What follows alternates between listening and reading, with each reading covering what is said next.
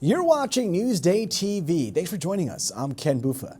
The suspected Gilgo Beach serial killer made a 5-minute court appearance today, and his estranged wife was there to see it. Sherry Einhorn reports. Get it all the way, just push it aside. Asa Ellerup, the estranged wife of Gilgo killing suspect Rex Heuermann, showed up at court today for the first time to observe the criminal proceedings against her husband of 27 years.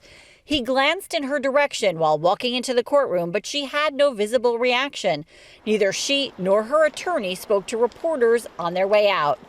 Heuermann, a Massapequa Park architect, is charged with killing 3 women, Amber Costello, Melissa Barthelemy, and Megan Waterman. He's also considered a strong suspect in the case of Maureen Brainerd Barnes. Heuermann's defense attorney argues there were other suspects over the years, and he wants all of the investigators' notes to determine who they were and why they were ruled out, especially someone he says was being looked at closely under the previous district attorney. They had another suspect very close to Mr. Heuermann's home in Massapequa Park. They were focused and ready to arrest that individual. Prosecutors handed over additional evidence today to the defense team, including lab reports and notes from the Suffolk Crime Lab, the search warrant application, which is over 200 pages long, plus 13,000 photographs. I think that this was a sprawling investigation, that had to do with a lot of different places, places outside the state, the house in Massapequa Park, a business in New York City, storage units. So given all of those things, you're going to have a lot of pictures. Heuermann's defense team says it also wants 75 pages of grand jury minutes, but the DA says those relate to an ongoing investigation. Tierney did say the grand jury could be finishing up its work shortly. Heuermann is due back in court in February. In Riverhead, I'm Sherry Einhorn for Newsday TV. Now, to read the latest on the Gilgo killings investigation, go to Newsday.com, click Get More below the Newsday TV video box. And a Long Island man has been found guilty of murdering his pregnant girlfriend. Prosecutors say surveillance video from 2020 shows Joey Charles dragging his girlfriend's body out of his car and then driving away. Here's an old photo of Charles from 2009 when he played basketball for Uniondale High School. 29-year-old Vanessa Pieri's body was found by a bus driver in Queens. Charles is facing 25 years to life in prison. And more lawsuits have been filed in the Farmingdale bus crash. The suits are against the driver, transportation company, maintenance, and products companies. This brings the total number of lawsuits to 6. The September crash killed 2 educators and injured dozens of high school band students. An Afghani girl who was shot by the Taliban has undergone life-changing surgery here on the island. Macy Eglin has this story. I really appreciate of your help. Thank you all. 17-year-old Marzia Zeta reuniting with her doctor at Cohen Children's Medical Center 2 weeks after receiving life-changing eye surgery, completely free of charge. Marzia is from a province called Daikundi in northern Afghanistan that's been under Taliban control. Back when she was a young girl in 2012, Marzia says she was driving with her dad and brother when they were stopped by the Taliban. She says they were attacked, all 3 of them shot. Her dad and brother were killed, but miraculously, Marzia survived. She was shot in the face at just 5 years old, forcing her to lose her right eye and permanently damaging the tear duct. Elisa Montanti, founder of the Global Medical Relief Fund, which helps victims of war receive medical care, did everything she could to get Marzia here. She's just learning English and she's doing phenomenal, but she's very happy to be here. And one of the things that she always says is she feels so safe. You don't have to look over your shoulder. Marzia was fitted with a prosthetic eye a few months after the attack and had to return home. But ever since, she's been uncontrollably shedding tears due to an infection, a constant reminder of the pain she's gone through. But now, she's no longer crying. I'm feeling great. Tears come out day and night, and now nothing. Dr. Mark Chaskis and his colleague performed a 2-hour surgery, restoring the flow of tears into the nose. It's really disruptive to one's life if they're tearing all the time. She was excited from the first time I met her. Marzia even more excited for her future and is hoping to stay in the United States. In spite of everything that she has been through, she's happy and she's resilient. Reporting for Newsday TV, I'm Macy Eglund. Experts say gas prices are expected to stay low for the next few months. AAA says the average cost here on the Long Island is $3.51. That's about 30 cents less than a year ago. Here on the island, we're paying about 16 cents more than the national average, though. And if you were interested in buying Billy Joel's Center Island home, you lost your chance, at least for now. Here's a throwback photo of the home from 2005. The listing agent says the $49 million house has been taken off the market in the 26-acre property overlooking the Oyster Bay Harbor. The agent says it was pulled from the market for renovations. I guess it's not for me this time.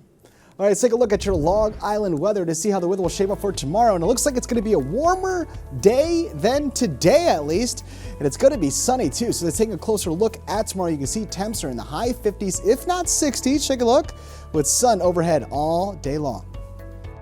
Long Island weather is brought to you by Home Tax Saver, PTRC Incorporated. It helps kids cope with loss. Virginia Huey takes us to Camp Good Mourning in a story you'll see only in Newsday. Out here in Santa Mauritius, there's only one thing more beautiful than nature's bounty. Oh, yellow, red. And that's the sound of children having a ball. Basically, it's the best camp ever. This is Camp Good Mourning, Long Island's only sleepaway bereavement camp. It's a camp unlike any other, where each camper has one thing in common, the loss of a loved one. I don't have a dad. It's really sad, but we have to get through it together. 10-year-old Madison Rainey and her 9-year-old brother Harrison have been attending Camp Good Mourning every year since their father, Joe Rainey, died 6 years ago. I was really confused and upset, and I wouldn't want to go to school and I wouldn't want to do a lot of things. They come to camp with heavy hearts, but while they're here, a sense of camaraderie takes root. Before this weekend, they might not have known any other kids going through the loss of a loved one. Now they know a whole camp full. Here in Camp Good Mourning, it makes me happy because people get what I'm going through. And we get to talk about my feelings, and it opens my empty heart and fills it up. The healing comes through play, art, and music therapies mixed with support group sessions to give the children outlets to express their grief. We give them the opportunity to share their grief story, to explore their feelings. We are basically here to listen. That's our main purpose, to listen to them, to validate what their feelings are. Since Camp Good Mourning began in 2018, about 150 children have attended free of charge, thanks to the generosity of donors.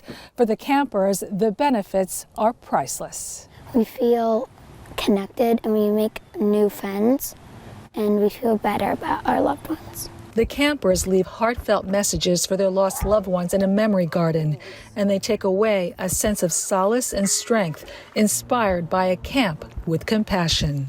In Santa Mauritius, I'm Virginia Huey for Newsday TV. Now, to read more about Camp Good Mourning, go to Newsday.com. Click Get More below the Newsday TV video box.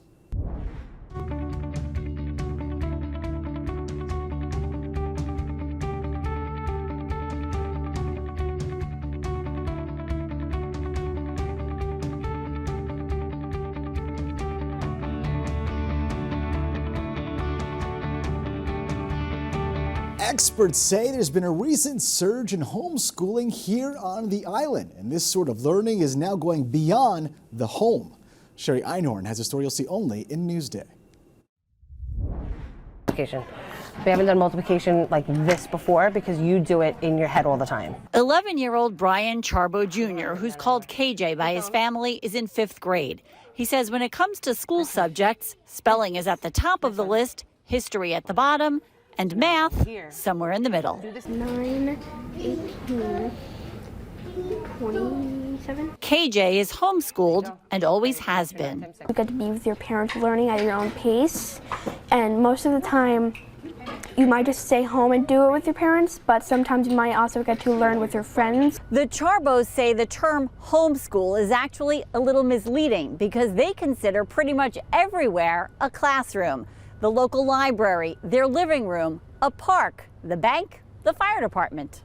Mom Ashley says this year KJ has to complete 900 hours of schoolwork. You create an individualized home instruction plan, which we call an IHIP, and in that IHIP you list your quarterly dates that you're going to give your reporting to the district, and you list all the subjects and then information for each subject matter that you're going to teach. According to state data, about 1,200 children across the island were homeschooled in 2009-2010. But that number jumped to more than 4,600 in 2021-22. The choice that parents need to think through and think over. Xiaolei Wang is the dean of the Ruth S. Ammon College of Education and Health Sciences at Adelphi University. Why it is increased? Pandemic obviously is one of the very important reasons, but there are many other reasons. Children's safety, school violence, peer pressure, and also overall the dissatisfaction with what the school is doing. The same thing as your 4 time zone. Yep. No, that's right. Now, what works is that I know how he learns. In Bellport, I'm Shari Einhorn for Newsday TV.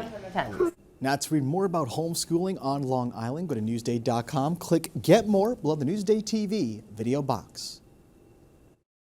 Get in the game with Newsday. The best team of sports reporters and columnists bring you in-depth analysis, behind-the-scenes stories, and news from inside the locker room. Get in the game when you subscribe to Newsday, your destination for total sports coverage at Newsday.com/sports. You're watching Newsday TV. I'm Ken Buffa. Thank you so much for joining us. We leave you now with a look at your 7-day forecast.